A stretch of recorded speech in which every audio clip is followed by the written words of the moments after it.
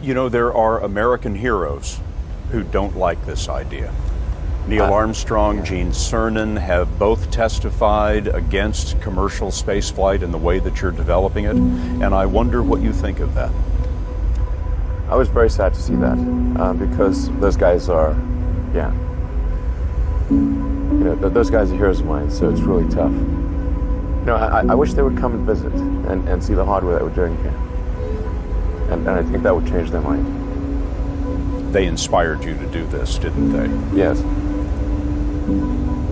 And to see them casting stones in your direction. It's difficult. Did you expect them to cheer you on?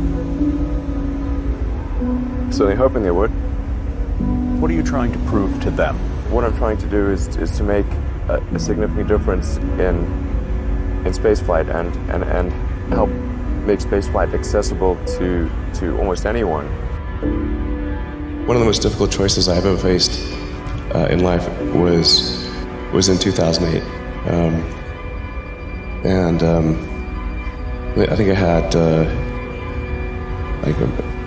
maybe $30 million left, or $30 or $40 million left in 2008. I had two choices. I could put it all into one company, and then the other company would definitely die, or split it between the two companies. But if I split it between the two companies, then both might die. When you put your blood, sweat, and tears into creating something, or building something, it's like a child. And so it's like, which one am I going to let one starve to death? I couldn't bring myself to do it, so I split the money between the two. Fortunately, thank goodness, they both came through. What was your biggest failure, and how did it change you? Well, there's a ton of failures along the way, that's for sure.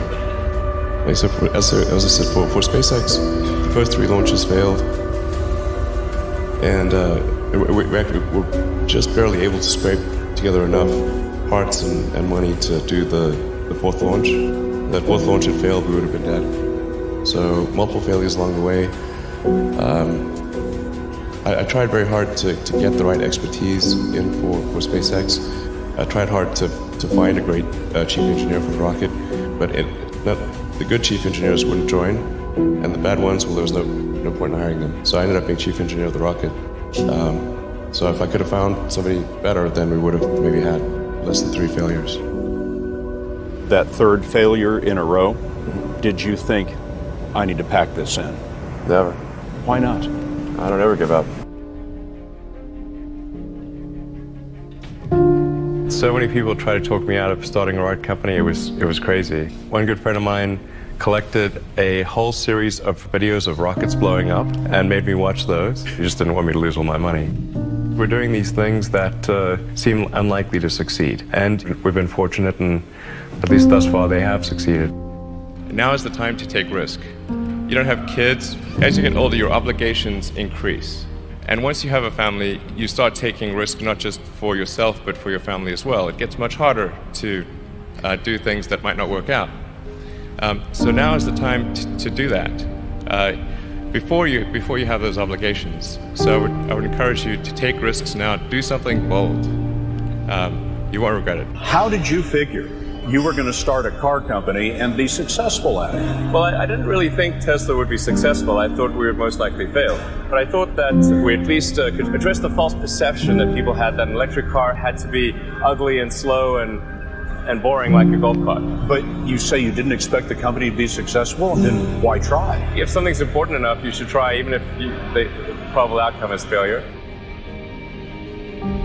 Or how do you think about making a decision when everyone tells you this is a crazy idea? Or where do you get the internal strength to do that? Well, first of all, I'd say I actually think I feel fear quite strongly. So it's not as though I just have the absence of fear. I feel it quite strongly. But there are just times when something is important enough, you believe in it enough, that you do it in spite of the fear. I think about what technology solution is necessary in order to achieve the particular goal, and then try to make as much progress in that direction as possible. I think being a multi-planet species and being out there among the stars is important for the long-term survival of humanity. And that's one reason. But then the part that I find personally most motivating is that it creates a sense of adventure, and it makes people excited about the future.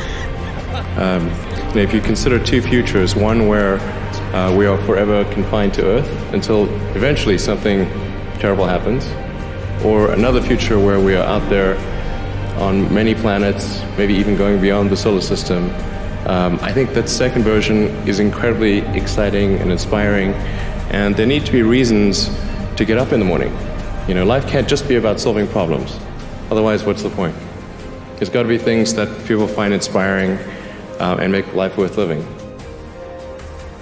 When my brother and I were starting our first company, instead of getting an apartment, we just rented a small office and we slept on the couch.